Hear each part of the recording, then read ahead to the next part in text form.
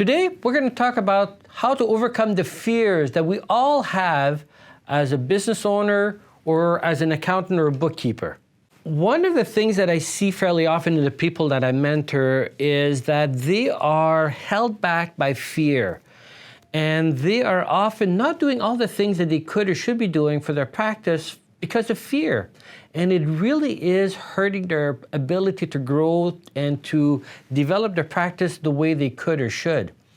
And so often I get asked, well, and especially the people who have worked with me, have always seen me as being quite fearless. And I have to admit, when I look back as to the 30 years I've been doing this, yes, I have to admit I was maybe a little bit on the fearless side. And I got asked a question quite recently, well, what was it that allowed you to be fearless to the extent that I was?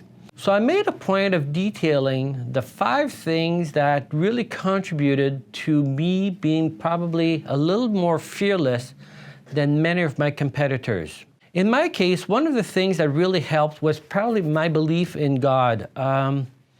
I had a certain amount of faith, and I'm not a Bible thumper, and I'm not saying that, you should leave everything to God and they'll take care of everything. But if you have a certain faith in something, in my case anyways, it really helped. Because if you have a certain amount of faith and you really believe that someone, a higher power, is taking care of you, it does alleviate a lot of that fear, because if really God is taking care of you, why would you be afraid? So for me, that played a role. And again, I'm not saying that I left all of my risks to Him, but that was definitely one of the elements. The other thing that I did was I always did a kind of evaluation of the best and worst case scenario. So if I make a decision, I'm thinking, okay, well, what's the best case scenario? And then I would enumerate all that, and I would look at all the possible benefits of going right versus left, for example. And then the next thing I would look at is, let's take a look at now the worst case scenario. What's the worst that can happen? And what is the likelihood of that happening? And if I found that the likelihood of the worst case scenario ever materializing is really small, then I look, well, the upside is really nice, the downside is unlikely to happen, and then I would also look as to, if it did happen, how bad could it get? And oftentimes, I would also come to recognize that there were tons of things that I could do to mitigate the downside, to make sure it never got as bad as I feared it might. And so I found that by thinking it through that way, I was able to make decisions that were probably more aggressive than most people, because I thought the upside is really nice, the downside I can mitigate, and the risk is low, and I can even reduce the risk by doing certain things a little bit differently. It made a big difference and alleviate that fear I had in myself. The third suggestion that I would suggest that you have is that you have a sounding board. I call it a board of directors, as Andy Andrews would iterate. To have people who are honest with you, and you got to be careful, because there are some people, it doesn't matter how bad the idea is, they're going to tell you, oh, what a great idea. Well, you don't want people like that advising you with the decision-making process. But there are also people who are the opposite. Whatever idea you come up with, they're going to be, everything's black, there's the risk, and they keep coming up with just the black side. So you got to have people who will just simply see it as it is, be honest about it, be truthful, and not be afraid of telling you the truth about the risks and the upside and all of that decision-making process. And so I had 2 or 3 people that I really always relied on, whom I found were very, very honest with me, and I found had tremendous amount of experience in life and business, who could really coach me in all the decision-making process. And I found that if I could get those people to weigh in and they thought it was okay, then that would really help alleviate my fears. Number 4 was to trust in my ability to change things on the go. So I have always understood that if I made a decision, that there would be things that would come out of the woodwork that I didn't expect to see or find or whatever. That's kind of understood. We cannot foresee all the bad things that can happen. But with time, I had come to trust my ability to deal with that crap as they came up. And so once I discovered, well, okay, if I look at the worst case scenario and what we often see as fear is, well, there might be some unforeseen things that may happen. Then what? Well, even if unforeseen things come up, you have to trust in your ability to come up with solutions. And I've always found that the brain has a tremendous ability of finding solutions when your back is against the wall. And I cannot tell you how many times I went to bed being all worried about a problem of some kind, and I'd wake up and found myself, I've got a solution. And that would happen time and time again, because I think the subconscious mind is always at work at finding solutions to whatever problem you may have. So I've come to really maybe trust my subconscious mind to come up with solutions to problems I could not predict. And finally, number 5 is kind of coming back to number 3. Once a decision is made and things come up, keep going back to your advisors, to that board of director of yours, those people that you have as mentors to help you find solutions. And again, when I was fearful about a possible decision and I had kind of saying, okay, I'm pretty much decided to make the decision, to run with a course of action. I've checked with my advisors, I've thought about it a lot, and I think the risks are not that great. And if things came up that was unforeseen, well, of course, I would rely on my own ability to find a solution, but again, go back to my advisors and trust that they would help me find a solution to the problem. So I found that with those 5 things working in my favor, I was able to overcome most fears that I had in undertaking things that I did not feel 100% sure about.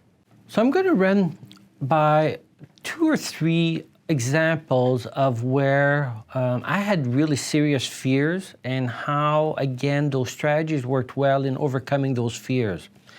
And probably one of the first ones that was a real challenge for me was when I started working with my mentor and he suggested I raise my prices by, well, in certain circumstances, about 40, 50, 60%, in some cases 80, 90, and 100%. So needless to say, that gave rise to a lot of anxiety and fear, because who the hell wants to raise their prices by 80%? And then again, I did the whole scenario. What is the best case scenario? What is the worst case scenario? And so the best case scenario, well, if I double the prices, I make twice the money. Worst case scenario is I lose all of my clients. Well, that's not good. But then I looked at what is the risk of me losing all of those clients? What are the odds that they're really going to leave me if I raise the fees by 80%? And then I thought about, well, are there things that I can do to mitigate the risk so that they don't all leave if I raise the fees by 80%? And so I really worked on my script and my sales pitch and my delivery, and I found that I was able to get to a point where I was so comfortable with my script and my delivery that I overcame my fear of raising the fees and at least trying. And that resulted in tremendous upscale results. And so the upside was unbelievable on that one. Another fear that a lot of people have, and I was guilty of that as well, is hiring. So especially at the beginning when you're 1 employee or 2 employees and you want to add a 3rd person, well, hell, you're bringing up your staffing by 25%. So those are decisions that are scary to make. And again, I would go through, well, what's the worst case scenario and what's the best case scenario? So I hire a person, I pay this person $40,000 a year. Best case scenario, they're going to make me $120,000 of revenue, therefore make a profit of 80. Worst case scenario, well, what are the odds that I won't be able to at least recuperate the cost of that employee? So if I'm paying a person $40,000, odds are pretty good I'm at least going to make $40,000 of revenues. So when you look at it that way, well, the risk isn't that enormous. And that is true whether you hire 1, 2, or 3 employees all at once. I mean, what are the odds that it's not going to work out in your favor? And even if it doesn't work out in your favor, how bad is that? The 3rd decision that came to mind when I was thinking about examples is buying a building. So remember when I made the first purchase of the building, which is where we're in right now, was like $500,000 purchase.